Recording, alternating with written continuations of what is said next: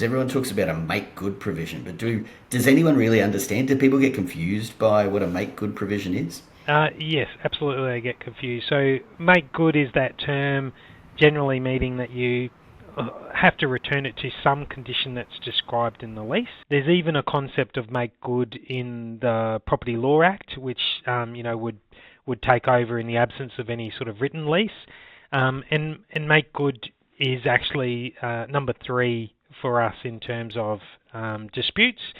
And make good often comes down to very complex issues. The tenant has enhanced, in their words, the environment or the premises. They've added things. Why would they want to take that away and diminish that value and basically waste, that investment that they've had? Also, often we find that the tenants are at the end of that lease, they're moving into somewhere else. So they have shifted focus somewhat and they're wanting to, get on and get this done and dusted and move on. After COVID, we see a very typical scenario where both sides are running on very skinny margins, they're not piled up with cash reserves. So it's not surprising maintenance comes first because, they're the immediate things that happen and need to be resolved. And they often involve one party or the other, or maybe both, spending money to fix that issue. And when you don't have the cash reserves, it's unsurprising that's number one. But if you look at the others, then it kind of, outgoings is really about, the money on top of rent, and they can go up. Insurance premiums, will go up. Electricity will go up. All those costs will go up. Yeah. And then make good, you've got to spend money as you're leaving the premises. Which is probably your worst case scenario as a tenant. But there's very few leases that you would sign that wouldn't have a make good provision in them. And especially if you're moving to a new site, right? Let's say you've grown and you want to get into that bigger property. It can get really taxing, isn't it? When you look at hang on, I didn't budget enough money at the end of my piece to understand that I was going to have to do that. I know at Assure Global Plus, quite often we have to sit down and go, right, what's causing the pain in the first place for somebody to be approaching us? And it's normally they need that cash for something else. So we actually see a little bit from both sides. So we turn around and go, hey, a landlord might come to us to say, hey, this person owes me this much money, because they haven't paid the last of their rents because they've already invested in their next site. Or it might be the punter at the other end, the business owner, who goes, hey, they owe me my bond back. I want my bond back because I've done everything that I could possibly do, and they're just cheating me out because they're repainting it or whatever it happens to be internally. So it can be really quite emotionally fraught when you're trying to juggle cash while you're transitioning from one to the next. And if you're just wrapping up your business because it's time to wrap it up, it makes it really hard, doesn't it? When you go, great, at least I get a little bit of a bonus there at the back end that gives me time to do my next bit. Yeah. So I can imagine it's quite complex, but everyone would have to be very patient as they're working through those bits and pieces. Absolutely, and they're often got time frames on them because of those things that are going on in the background. There's another scenario that is, you don't resolve it with us or you or somewhere else. You don't resolve it through negotiation, which is by far the simplest, quickest, easiest way to resolve a dispute is negotiate an outcome.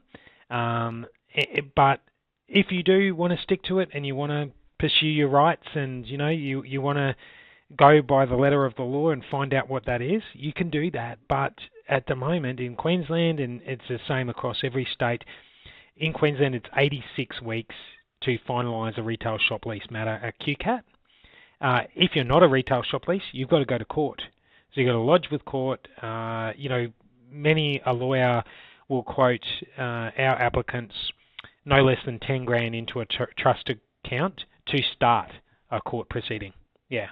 And so the costs, not only in money but time as the alternative, are quite frightening. But there's also court decisions, QCAT decisions, they're published. Everybody gets to see them if they want to look at them. So there's privacy considerations as well.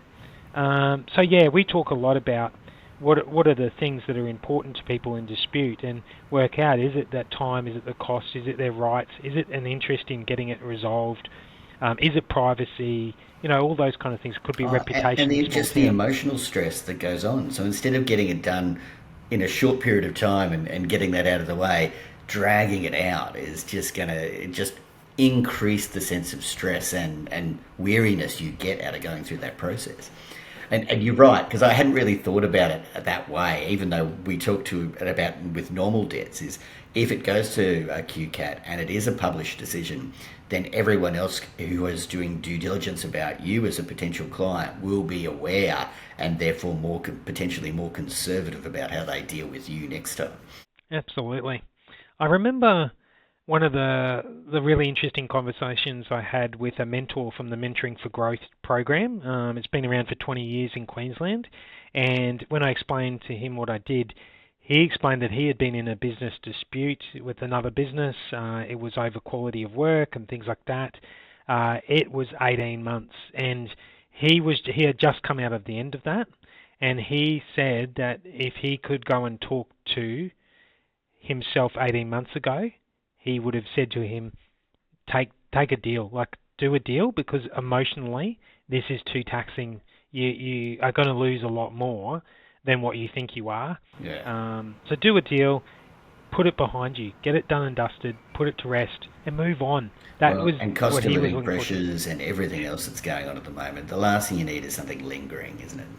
I think so. Yeah. We hear that a lot. Our feedback is that it's so good to have this finished, and maybe I didn't get exactly what I wanted, but what I realised I wanted now was for it to be over. Yeah. And that's happened. Now I realise that benefit, and I never knew it was there. Yeah, and we see that all the time too. When we get to a point where people go, no, we want to press hard, we want to go legal on, and we go, really, do you really want to go through that? Because this is what that process looks like.